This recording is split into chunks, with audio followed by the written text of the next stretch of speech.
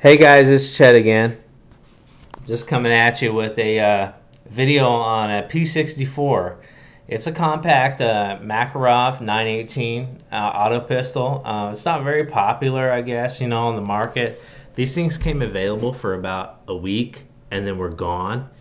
Um, but a lot of people say it's a Walther PPK clone. Um, it says 9mm P-64, on the the slide here. It's just showing 9mm P-64, and then stamped in it by the importer is the 918, because you got to be sure about that. You want to be sure you say 918.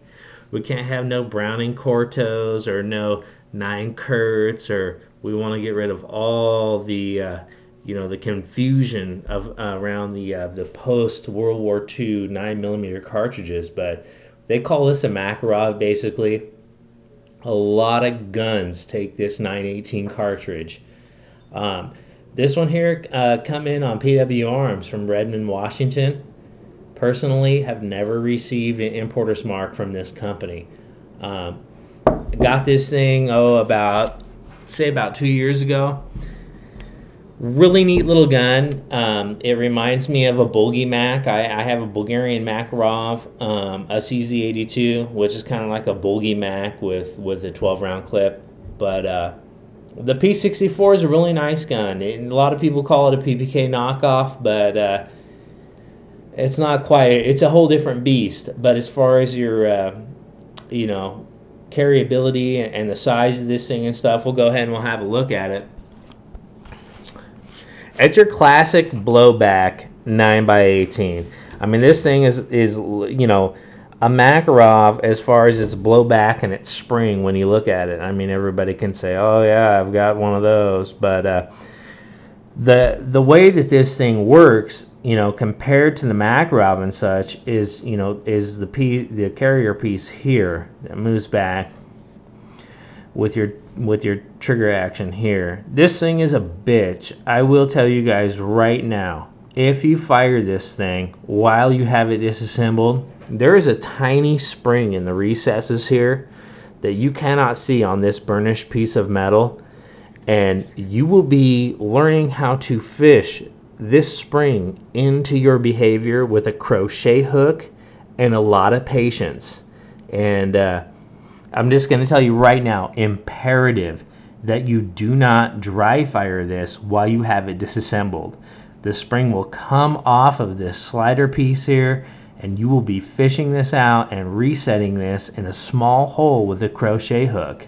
And it took me a while to figure that out, but that's the nature of the beast. I don't have a PPK, and a lot of guys say that this is a PPK action. Not quite sure. I got this thing and it was damn near unissued. I mean, I'm going to tell you that right now. It looked like it's never even been shot or holstered. But it's your classic little blowback 918. We'll put it together and you take a look at it. I mean, a lot of guys, this is probably comparable to the the Ruger LCP and some of these smaller guns, except this is a military gun and it's still used by Polish police. 6-in-1. You got 6 in your mag here, 1 in the chamber. I know everybody's like, oh my god, it's 6-in-1. Everybody likes the 1. They live by the 1 because they're all like, they're ready. You know what I mean?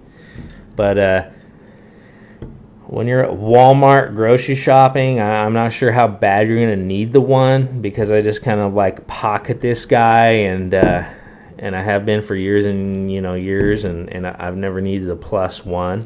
But it has a European mag release. It's your classic. You have to thumb bum this at the end in order to finger tab and drop that mag. It's not like we're gonna drop it out under gravity.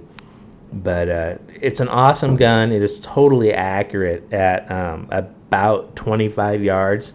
I set up a little target.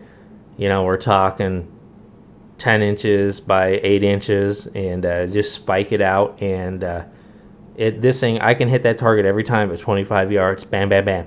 all within about a 5-inch group with this little gun, 918. These are just some hand loads I have, and I use the Berry's bullets on here, and I just went ahead and, I got 1,000 of them. I just hand loaded this here using the Accurate #2. Just the Lee Classic dies with the scooper, and small pistol primers. Use a scooper in that guy. And AA #2, this thing bangs them out. It's always been faithful. It's not like held up or anything like that. I mean, I got it damn near unissued, so I'm pretty impressed by it, and it's been a faithful little gun. It doesn't weigh a lot for being solid steel. I know everybody's like, polymer this, polymer that.